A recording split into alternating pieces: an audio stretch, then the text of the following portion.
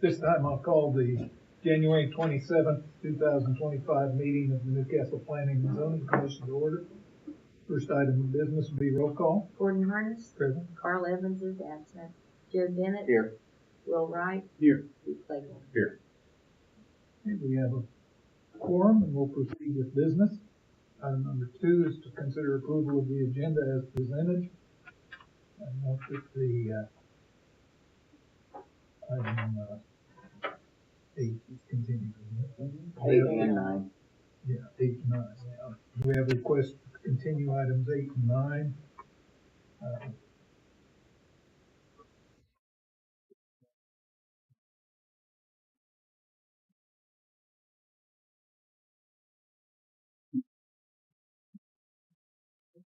Thank you.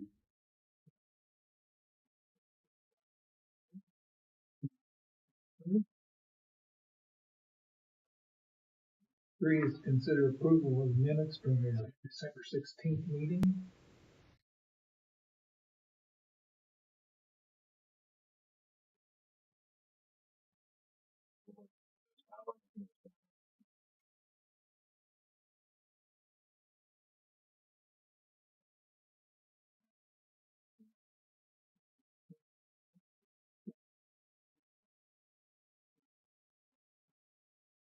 Yeah. Reading on planning commission. The final plat for Castle Court was approved 5-0. That's that commercial development that runs on the east side of Main Street and 19th. Oh, okay. The When the staff boomerang. Yeah. That's correct. 4 o'clock. and they're gonna have, that was subject to the approval of The ODOT driveway permit and but they've done it. Yeah, They've that got was that. it. And they have included the variances for the upgrade to the water line since there's already existing Right. water line there in the driveway foundation. and then I noticed The signage on 19th. Oh, there is signage on 19th for no parking, and I did bring it up at department head meeting, and Chief Norman is going to start enforcing. I mean, even on the fire. I think it must already be because it's perfect. Good. And the trucks, they're trying to get those businesses to use There's the. parking over on the other side. At least Mhm. what I've seen recently. and then the driveways, the north one's gonna be the big driveway with the turn lane. The south one. South one's gonna have a turn lane and the north one will not. Okay. So one would be, what was it, 36? 36.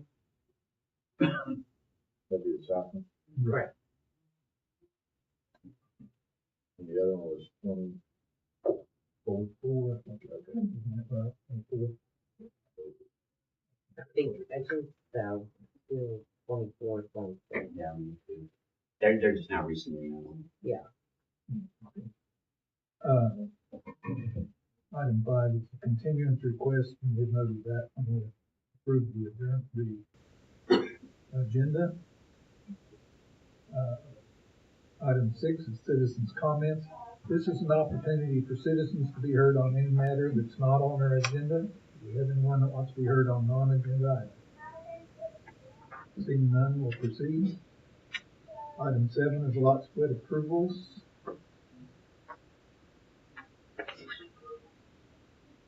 The Newcastle Christian Church. They're on North Main, just south of 24th. Is a small piece that the north property owner, which is the bank owns that at 24th Northwest in Maine, and they were buying a portion of that property in a small triangle and putting it in with the commercial service property. So when they develop that, they'll come back and do it. On the other side. On the east side of Main Street. Okay. Yeah. And so they're buying that property. Just there's a little triangle piece that sorry, I automatically look at the screen looking for a map, sorry. That's on the north edge of the church property.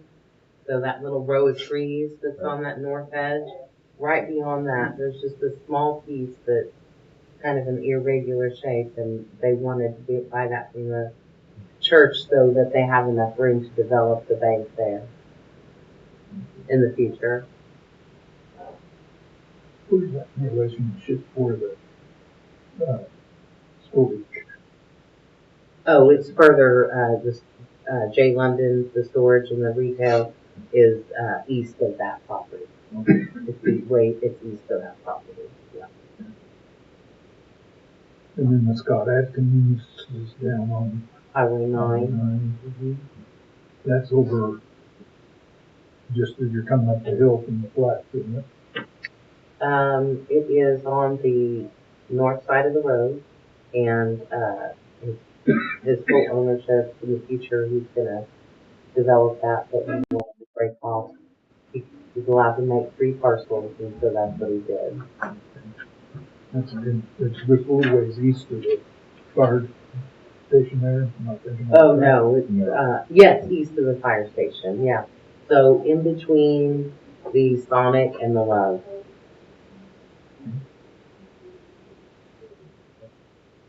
Oh, Mm-hmm. oh, it's way down there. Mm-hmm. I was thinking it was close to the fire station. No. Good. All right. Item 8 was continued. Item 9 was continued. Item 10 is a public hearing to consider an application for rezoning from unit development to PUD planned unit development to CFH Lakeview LLC. The development groups located in the northwest quarter of Section 25, Township 9 North, Range 4 West of the Indian Meridian, McLean County, Oklahoma. Property is located at southeast 16th Street and South Portland Avenue, Newcastle, Oklahoma. This is R 2024-013. Okay, good evening, Kevin Hageberg, Senior Planner. So as noted there, this is R 2024-013 for the renaming of what was known as Brush Creek Planning and Development to Lakeview Planning and Development.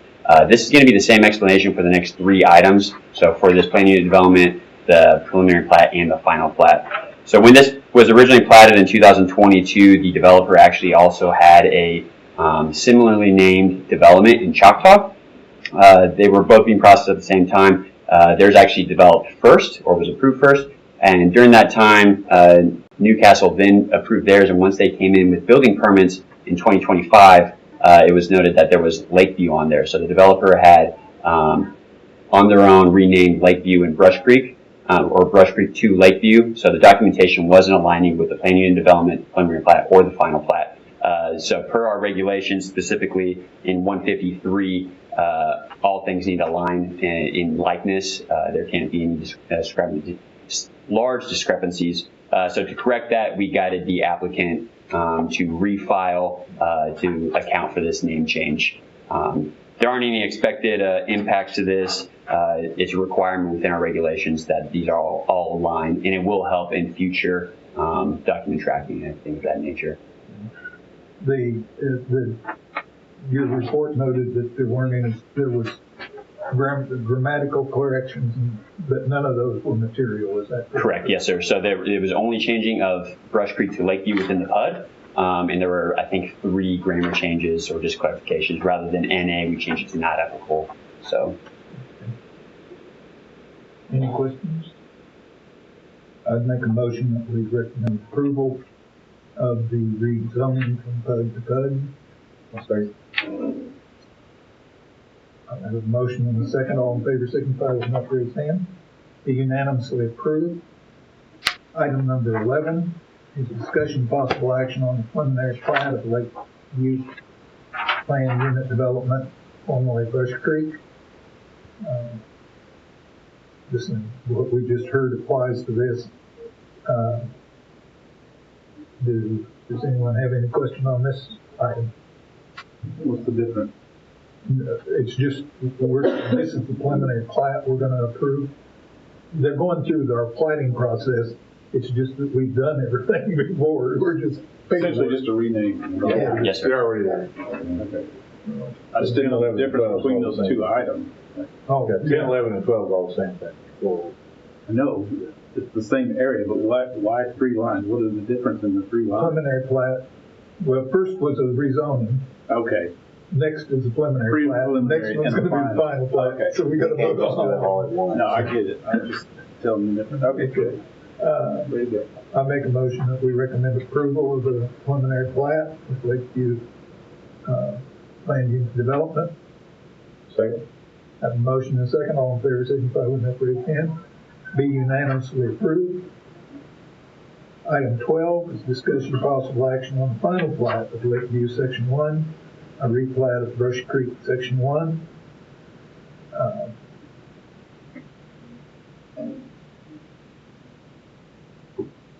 Don't assume there's any discussion. So we have approved the final plat of Brush Creek, Section 1. Yes. Okay. And so, Yeah. the, motion. I have a motion and a second. All in favor, signify with an upraised hand. Be unanimously approved.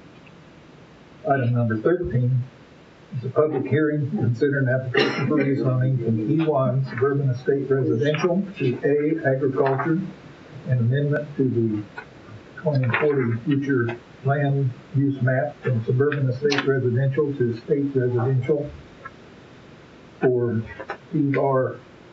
Koshow and Nikki Koshow, located in the northeast quarter of Section 16, Township 9 North, Range 4 West of Van Meridian, McLean County, Oklahoma. Property address is 1951 Northwest 8th Street, Newcastle, Oklahoma. This is R 2025-001. Okay, good evening, Kevin Haber, Senior Planner. R 2025-001 is a rezoning of a 15-acre tract on Northwest 8th Street from E1 Suburban Estate Residential to A General Agricultural. So in December, well, we'll go over the surrounding area, surrounded by E1 all along 8th Street and then agriculture to the northwest. Associated land uses, large lot, single family, and ag. We'll get into the future land use map here in a couple minutes. But as we go back into the building permit and how we got here, in December of 2024, November of 2024, the applicant came in for a building permit for a single-family structure, and that was going to be located in the north of the property. Everything checked out there. It was in line with the district regulations. And then in December of 2024, they filed for an accessory building permit. At that time, the location that they placed it was in front of the main structure, and per E1 district regulations, that is not permitted. We went back and forth with the applicant for a couple weeks, looking at different parts on the property, and due to the topography, there was no place that the applicant could place the structure without violating that regulation. So really the two options to correct this and allow the applicant to put the building where they desired and kind of meets our regulations was either to rezone or Board of Adjustment. The Board of Adjustment isn't an entirely appropriate mechanism to be used for this. And then looking at rezoning to A, General Agricultural, that does have the provision that accessory structures can be in front of the main dwelling unit. So at that time, the applicant applied for the rezoning, and we got here and looking over the application, suburban estate residential land use is what it is currently on the future land use map, but the appropriate or characteristic zoning districts that apply to that future land use does not account for A, or A General Agriculture. So we then require a future land use amendment to bring this to a state residential, which does have provisions for a general agricultural as a land use. The applicant is present if there are any questions. City staff supports and recommends approval of both the land use amendment and the rezoning. So I don't have any questions. Anybody have any questions? The explanation pretty much was you're trying to bring it back into a workable zone. No, I don't have a problem. I'll just make one other note. The entire Northwest 8th Street is E1, but every lot within that Northwest 8th Street in that area is greater than 5 acres or more. So if we look to the future, a potential impact is the other property owners could potentially see this and look to do this in the future as well, just as a note. Okay. I'll make a motion that we recommend approval of this rezoning. I'll second. So will there be a building placed in front of the structure, I guess? Yes, sir. If you look at the within your staff report, there is a aerial view of where the proposed structure is. That far, I guess. Go all the way back to 14, and just page for that and see what's that. That's 14. So it exists already. No, No. it's proposed.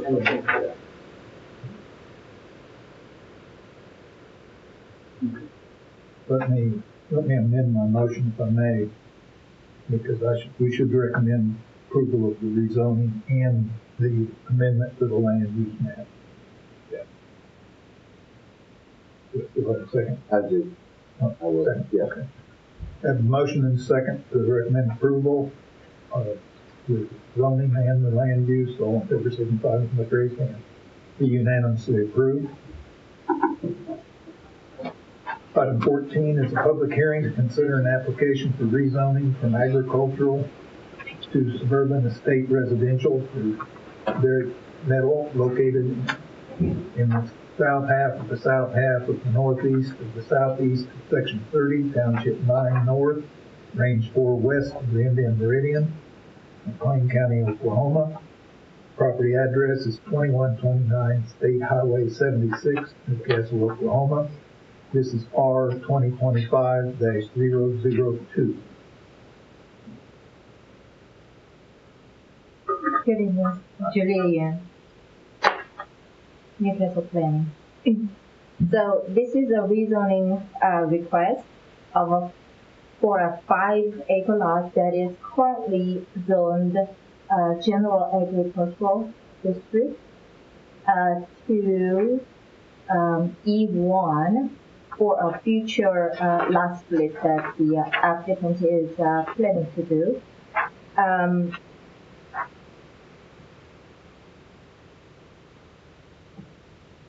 Back in, well, it wasn't too long ago, in 2024, Mr. Nettle, he's the applicant here who is present here tonight. He bought this 5-acre lot from a business partner, and there is a house on it, and he was thinking that he would remodel the house and reside there, but he liked the area so much that he wanted to split the land and build him a new home on a lot. So he wants to divide this into a 2-acre lot, which will have the existing home on it, and the 3-acre lot he wants to build a new home there. And this 5-acre lot has the enough frontage for both lots.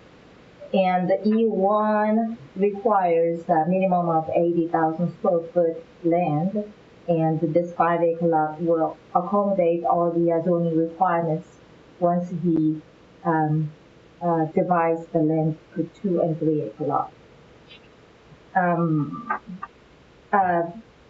There are no foreseeable negative impacts since this is surrounded by agricultural and residential use. And this is like the ones we have approved in the past for larger residential districts. So this fronts on Highway 76, is that correct? Yes, that is correct. And it'll require a additional entrance onto Highway 76. So the existing house, which is located slightly north of the property, and he's going to divide it into 2 and 3.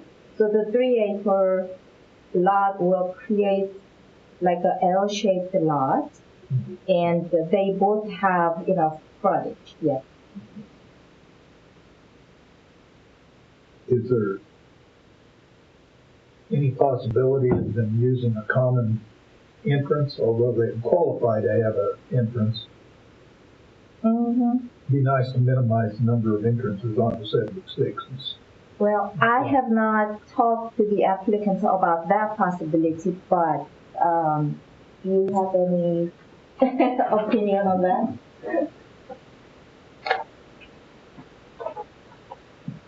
I don't know how the current entrance is to that existing house right now. No, but and I just do. a thought that I would. And I do understand. State your name and your address. My name's Derek Nettle. My home address is 3001 Goldfinch Drive in Edmond, Oklahoma. Right now, we just recently poured a new chip and seal driveway on the on the far north side of that entry. That was the existing drive that has always been there. The new opening would be closer to around 260 foot away from that drive. Okay, well, So, unfortunately, yes. you'll meet the state requirements, and Yes, sir. you might want to get an application in. Well, no, they aren't messing with that right now.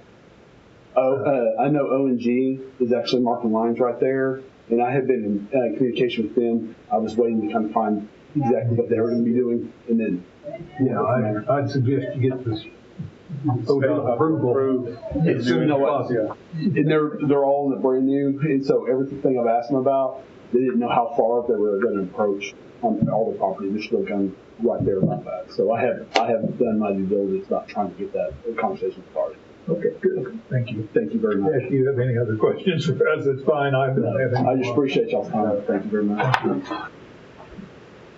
I'll make a motion that we recommend approval of the rezoning to suburban estate residential.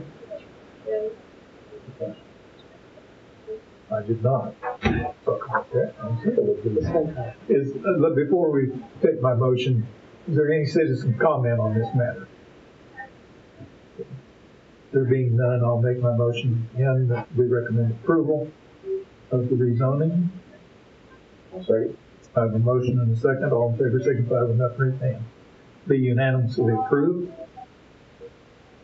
Item number 15, discussion and possible action on amendment to the section 150.31, subparagraph H, general contractor, and section 150, appendix A, table 5, line 1, clarifying existing language and requirements for general contractor. Okay, good evening, Kevin Hageberg, Senior Planner. So this is a three-part amendment here. If you remember back in April of 24, we did adopt the updated building regulations within the city that updated all of our ICC codes rather. And then so this was an addition that we had was general contractor licensing. The way that we originally had it written made it appear that everybody needed to have licensed insurance and workman's comp per state regulations. That is not a requirement for general contractors per the state. Those requirements only apply to tradesmen. So we went through and we cleared that up. And then we also looked to update our Appendix A to reduce the fee, as well as provide exemptions to homeowners and or property owners acting as their own general contractor. So we'll go into the first part of this with H4, or correction, new paragraph H4 with a subparagraph A, and this is outlining and creating insurance requirements and workman's compensation for general contractors performing that for a property owner. So compared to other cities, there was Oklahoma City, forgive me, I didn't bring my notes for it, but Oklahoma City, Yukon, and there are two other surrounding communities who do have this same requirement for general contractors, and we matched their insurance requirements and workman's compensation requirements with $50,000 per occurrence for insurance and $100,000 for workman's comp. And then the subparagraph A there is the exemption for homeowners in any zoning district or property owners in any zoning district that this will not apply to them if they're performing the role as the GC on their own property. The next part of this was Before you go on. Yep. Paragraph 4, Well, it's highlighted, it's not being taken out, it's an addition. Yes, sir. Okay. Thank you. The next step there is the 150 Appendix A, Table 5, Line 1. We removed the state statute that was applied there because, again, that doesn't apply. That was erroneously added. We did go through and reduce the fee. So this fee is a departure from all the other trade fees because this is going to cast a wider net. So the $200 for any general contractor seemed high. And because it's going to be applicable to more people doing more work in Newcastle, we felt that should be reduced so it's not burdensome for the general contractor to do work and the homeowner to have that work performed. Finally, this 150.31 building permits, this one is just clearing up language.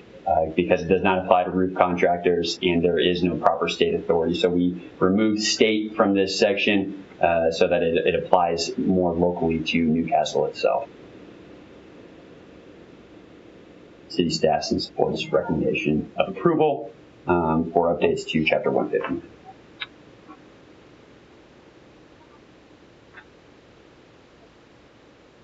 Okay, so that's why we're taking out the compliance with the statute. And I was reading it, it sounded like we were taking out the requirement to be state licensed, but that's not the case, is it? So general contract, there is no state requirement for GCs to be state licensed. This Just is the trades. Yes, sir. So this is a local requirement. Okay.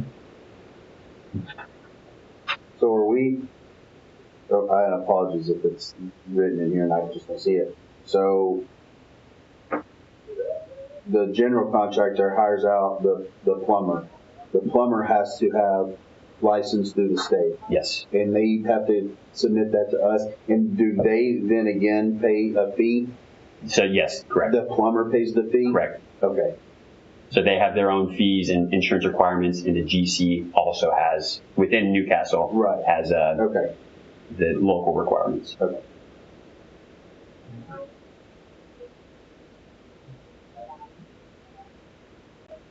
Okay. You answered my questions in your general discussion. Any questions? Make a motion that we recommend approval of the amendment to our ordinance number 150.31. I'll second. There's a motion and a second. All in favor, signify by saying aye. Be unanimously approved.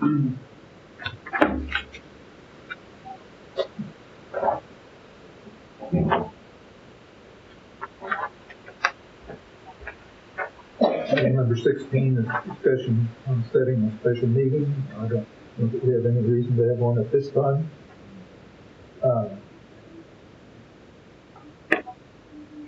I'll move that, well, I guess I'll just ask, Will and Jared, we're all coming, actually Jared's out of date. Will and I are coming up for renewal. If we're to be reappointed, you both want to be reappointed. I'm going to ask to be considered again. And, so we'll proceed and ask the council for that. Well, that did. It'll be on the next. They're March, I think they're up in March, so. Okay. We'll just put it on the. Okay, it'll be February or March, yeah.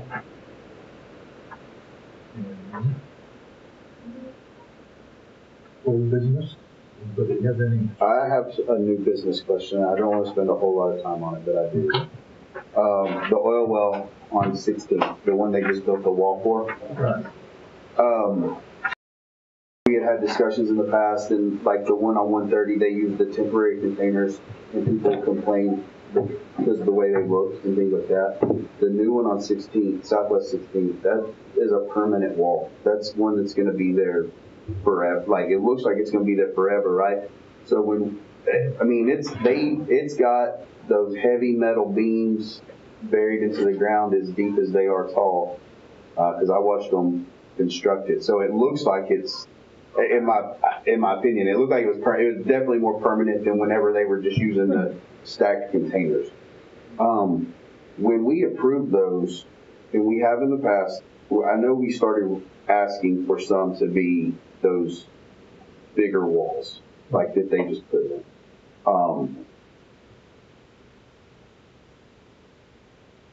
What's the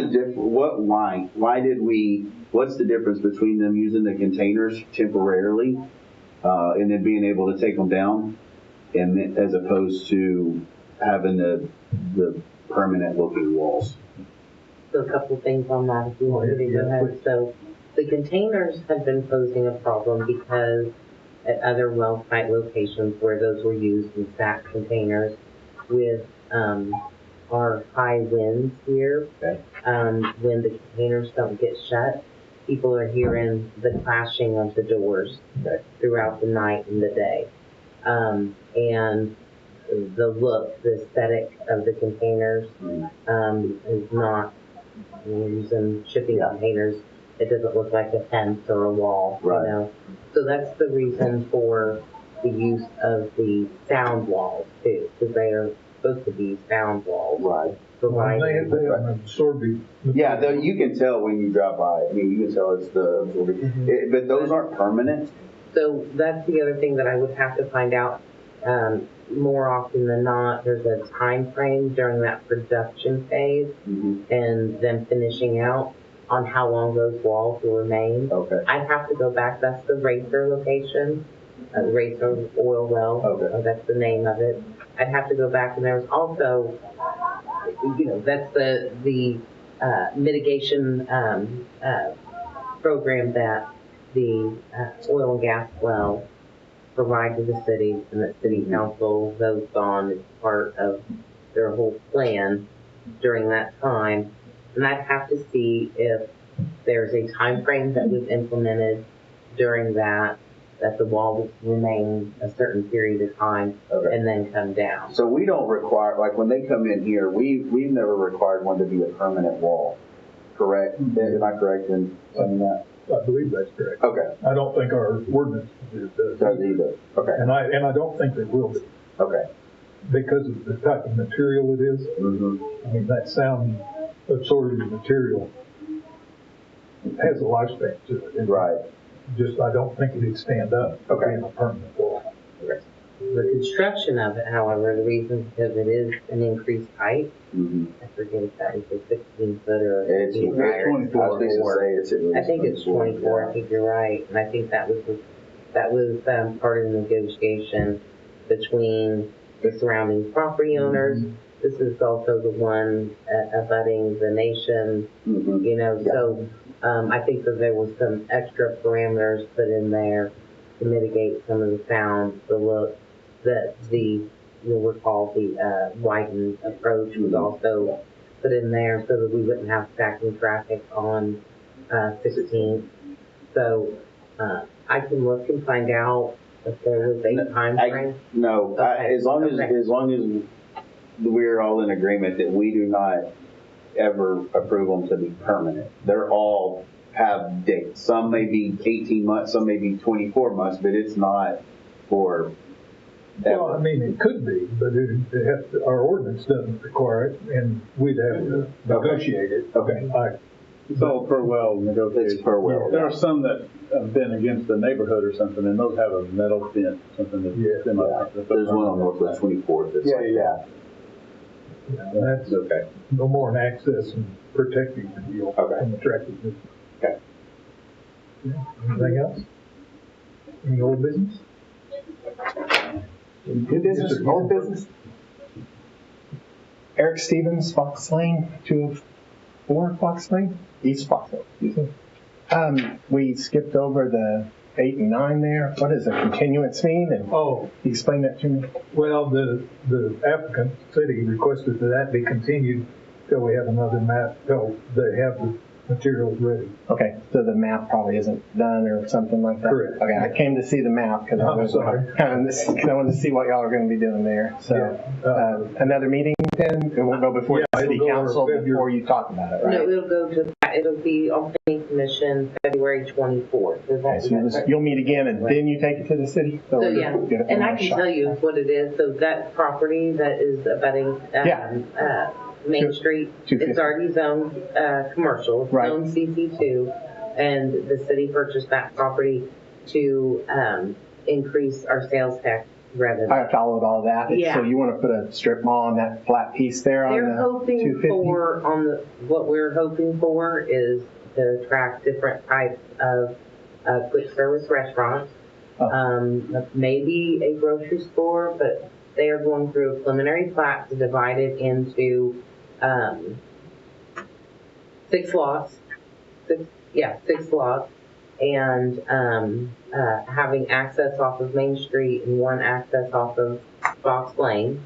How you get across the floodplain with that access? No, the floodplain is not disturbed. The floodplain is on the north side, not Fox Lane, Southeast 3rd Street. I apologize. Okay. So I guess you keep that apologize. floodplain. Not on Fox Lane, off of Southeast 3rd, Okay. one access into the development, and shared access throughout that development. They also, the reason they're doing the PUD is, which is a planned unit development, to add a little bit more, some stringent controls on lighting, and which we don't have right now, on signage. So those signs are kind of more to scale with that location and the budding neighborhood, and making sure that there's plenty of a buffer between the neighborhood and an access aisle that will be in the very back of Does the PUD also have controls over the water on the surfaces coming down at this point? Like we're on the floodplain there, my house is right there. So the detention? Yeah, is it detention flat? ponds, because when you put in that neighborhood south of the football field, all that runoff's going into that creek. And Linda and I both are, every time something happens over there, we get more and more water in our back in our flood zone, which we know we're in a flood zone, but it's more floody than it ever was when we first moved here. So the requirements for subdivision regulations for detention on site will have to be met. Okay. And so they are planning a detention area at the north end outside of the floodplain on that property. That makes sense. But the floodplain will not be disturbed. Okay, perfect. That's so the 20, whatever the next 24. Yeah, Okay, so 24. I'll come back and listen again. And then it'll go to city council in March for approval. I follow. Thank you. All right, thank Sorry you. for the interruption. No. Entertain a motion to adjourn. I'll make a motion to adjourn. I'll second, yeah. Might shine. Motion to second, all stages. This is Didn't want to leave you out tonight, okay? this is just way too early. I got